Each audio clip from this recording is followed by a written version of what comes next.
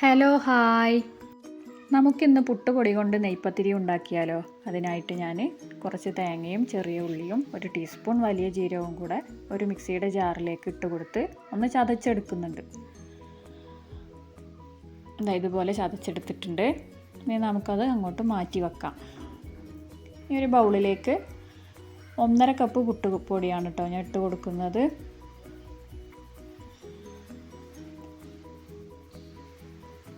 ഇനി അതിലേക്ക് ആവശ്യത്തിനുള്ള ഉപ്പ് കൂടി ചേർത്ത് കൊടുക്കണം.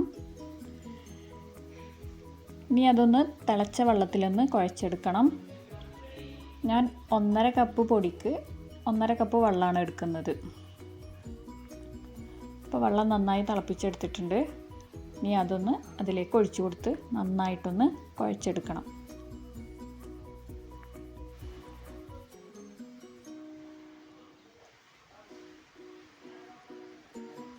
ഞാൻ വെള്ളം ഒഴിച്ച് കുഴച്ച് തുടങ്ങുന്ന സമയത്ത് വെള്ളം കുറവായിരുന്നു.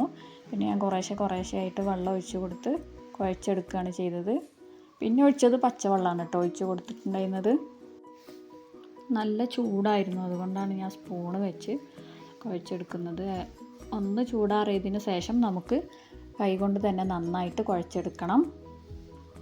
ഒരുപാട് ചൂടാറാൻ വേണ്ടിയിട്ട് വെയിറ്റ് ചെയ്യേണ്ടതാണ്. നമ്മൾ പത്തിരിക്കൊക്കെ മാവ് കുഴച്ചെടുക്കില്ലേ, അതുപോലെ കുറച്ച് ചൂടിൽ തന്നെ കുഴച്ചെടുക്കണം.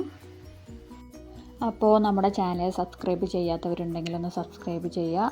നിങ്ങളുടെ ഫ്രണ്ട്സിന് ഫാമിലിക്കൊക്കെ ഒന്ന് ഷെയർ ചെയ്ത് കൊടുക്കുക. എൻ്റെ വീഡിയോ നിങ്ങൾക്ക് ഇഷ്ടപ്പെടുന്നുണ്ടെങ്കിൽ ഒന്ന് ലൈക്ക് ചെയ്യുക, ഷെയർ ചെയ്യുക. നിങ്ങളുടെ അഭിപ്രായങ്ങളൊക്കെ കമൻറ്റിലൂടെ അറിയിക്കുക.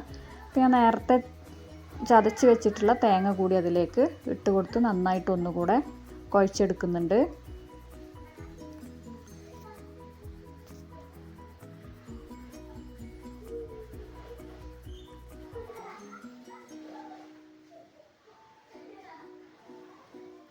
ഇതുപോലെ ഒന്ന് കുഴച്ചെടുത്തിട്ടുണ്ട്.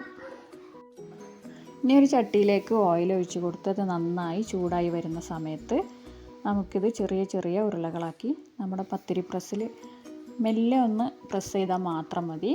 ഒരുപാട് തിന്നായിട്ട് നമ്മൾ പ്രസ് ചെയ്ത് ഇട്ട് കഴിഞ്ഞാൽ അത് ഇതുപോലെ പൊങ്ങി വരില്ല. അപ്പോൾ കുറച്ച് കട്ടിയിൽ വേണം നമ്മൾ പ്രസ് ചെയ്തെടുക്കാനായിട്ട്. എന്നിട്ട് ചട്ടിയിലേക്ക് ഇട്ട് കൊടുത്തതായി ഇതുപോലെ ഒന്ന് ഫ്രൈ ചെയ്തെടുക്കണം. അപ്പോൾ നമ്മുടെ പത്തിരിയൊക്കെ നന്നായിട്ട് പൊങ്ങി വന്നിട്ടുണ്ടായിരുന്നു കേട്ടോ.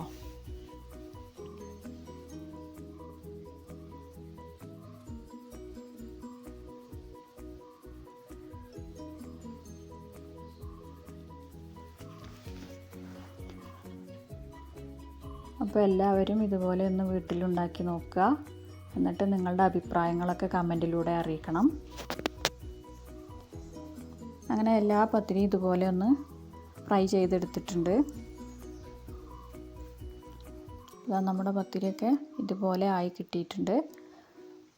നല്ല പൊങ്ങി വന്നിട്ടുണ്ടായിരുന്നു കേട്ടോ. ഇനി ഇതിൻ്റെ കൂടെ നല്ല ബീഫ് കറിയോ അല്ലെങ്കിൽ ചിക്കൻ കറിയോ ഒക്കെ ഉണ്ടെന്നുണ്ടെങ്കിൽ നല്ല ടേസ്റ്റ് ആയിരിക്കും. അപ്പോൾ വീഡിയോ ഇഷ്ടപ്പെട്ടാൽ നിങ്ങളുടെ ഫ്രണ്ട്സിനും ഫാമിലിക്കൊക്കെ ഒന്ന് ഷെയർ ചെയ്ത് കൊടുക്കുക. ഒന്ന് സബ്സ്ക്രൈബ് ചെയ്യുക. നിങ്ങളുടെ അഭിപ്രായങ്ങളൊക്കെ കമൻറ്റിലൂടെ അറിയിക്കുക.